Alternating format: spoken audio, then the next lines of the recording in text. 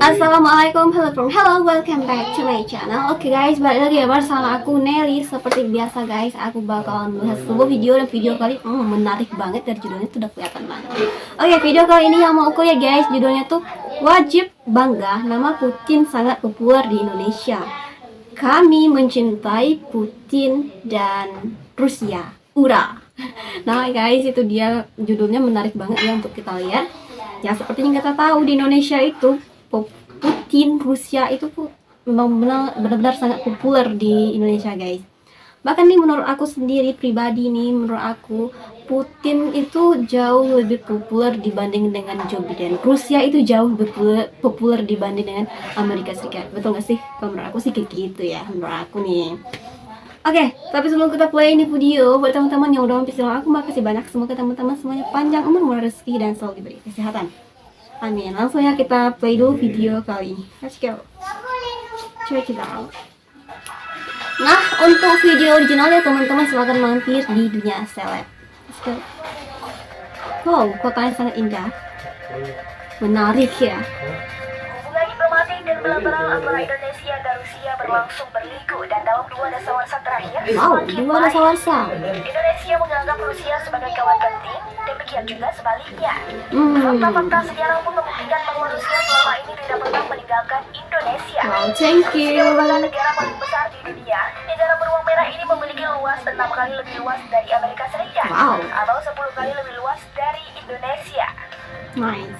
Rusia juga memiliki banyak sumber daya alam dan menguasai produk-produk strategis, termasuk produk-produk di bidang pertahanan.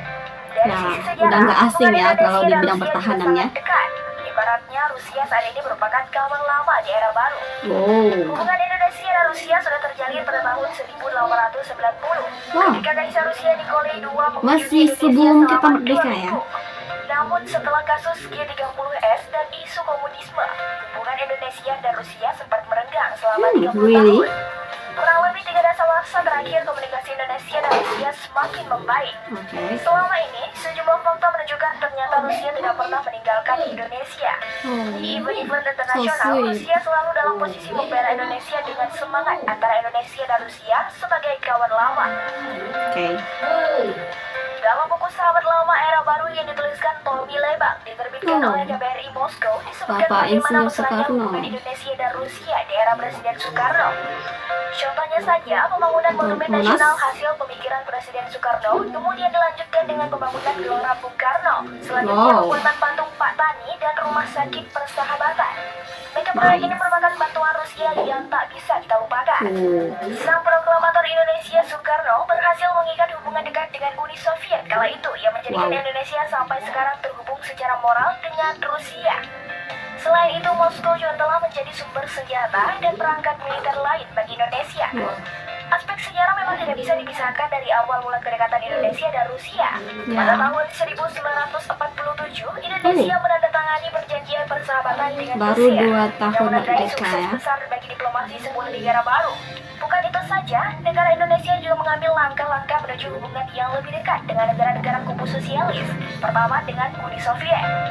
Pada 25 Januari 1950, setelah beberapa keraguan, akhirnya Uni Soviet secara resmi mengakui Indonesia. Pada tanggal 3 Februari 1950, pemerintah Indonesia mendirikan telegram balasan yang mengkonfirmasi penerimaan telegram pengakuan Soviet. Tanggal ini dianggap sebagai tanggal resmi pembentukan hubungan diplomatik antara Uni Soviet dan Indonesia.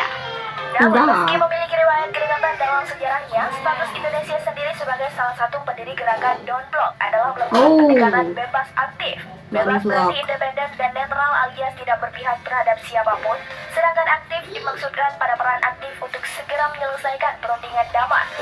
Pada tahun 1950 hingga 1960 terjadi hubungan dekat antara generasi muda Indonesia dan Rusia.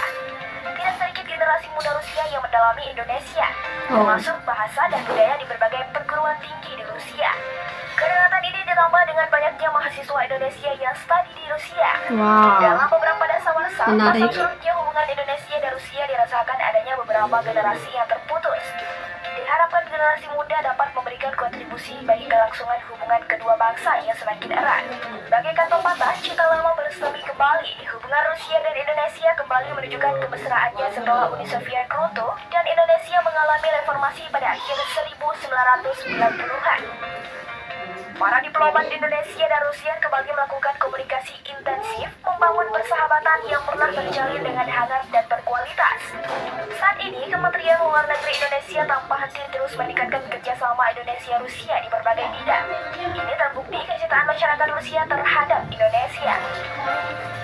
Terbaru, setelah Rusia dan Ukraina berperang, Presiden Joko Widodo menjadi pemimpin pertama di Asia Tenggara yang menyambangi langsung ke negara tersebut, yakni Vladimir Putin dan Volodymyr Zelensky.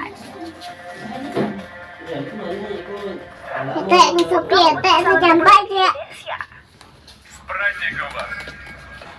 Wow. Thank you. Tutup pintu ya, pura.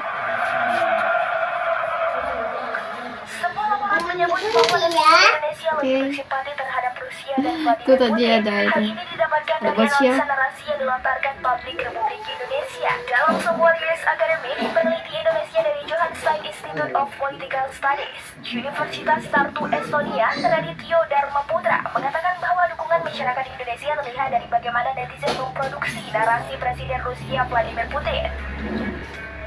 Dia juga ikut membakar narasi anti-Amerika Serikat di Republik Indonesia. Generasi muda Indonesia adalah para penggemar berat Putin. Mata Indonesia, Presiden Putin digambarkan sebagai pemimpin berkarisma, penuh senyum, baik hati, dan cinta damai. Berjalan dengan percaya diri menggendong anak anjing, menatap ke kamera dengan penuh kerinduan, memberikan hormat kepada para pasukan, hingga menunggangi berbagai hewan liar seperti beruang dan singa. Ini adalah karisma Putin yang luar biasa, dicintai Indonesia dan dunia. Banyak orang di seluruh dunia tertarik pada Putin dan pandangannya yang anti-barat. Anti-Amerikanisme ini sebelumnya telah diamati dalam sikap Indonesia terhadap perang melawan teror Amerika Serikat, yang dengan sendirinya merupakan pendorong utama sentimen anti-Amerika. Putin sudah populer di Indonesia sebelum serangan ke Ukraina, sehingga banyak orang Indonesia cenderung menerima narasinya tentang konflik tanpa banyak pertanyaan. Selanjutnya, ia juga memaparkan bahwa masyarakat Indonesia menyenangi figur yang populis dan nasional. Dalam hal ini, beberapa warganet menggambarkan Putin sebagai figur yang tegas dalam mempertahankan negara yang dipimpinnya. Dalam citra, beberapa kelompok Islam menggambarkan Rusia sebagai bagian dari bangsa Rum. Bangsa ini merupakan bangsa dari timur wilayah Romawi yang diyakini akan menjadi sekutu Islam dalam melawan kebatilan. Oh, really? Putin adalah pemerhati, pecinta, dan sahabat Indonesia. Di sisi lain, Putin merupakan satu dari sedikit pemimpin dunia yang tidak menggunakan media sosial. Tidak ada akun Facebook resmi atas namanya. Dia bahkan dikenal tidak memiliki ponsel pintar. Oh, serius? Zaman sekarang, wah keren sih menurutku ya.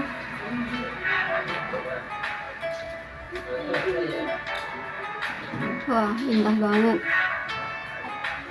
Mudah-mudahan bisa nyampe situ deh. Nah, teman-teman, itu ya sekilas kita lihat ya gimana narasinya tentang Presiden Rusia, yaitu Putin, juga menggambarkan kerjasama yang udah terjalin dengan erat dengan Indonesia dari zaman dahulu kala lagi ya, udah lama banget lah. Walaupun sempat berenggang, tapi sekarang udah akrab kembali. Emang sih di Indonesia itu seperti aku bilang tadi, emang Putin ini tuh jauh lebih populer dibanding dengan Presiden Amerika Serikat menurut aku ya. Ya karena itu menurut netizen, menurut masyarakat Indonesia itu Putin ini presiden yang tegas banget dan patut jadi contoh panutan gitu guys. Jadi nggak salah ya kalau di Indonesia Putin ini jauh lebih populer dibanding dengan Joe Biden ataupun presiden barat lainnya mungkin kali gitu ya.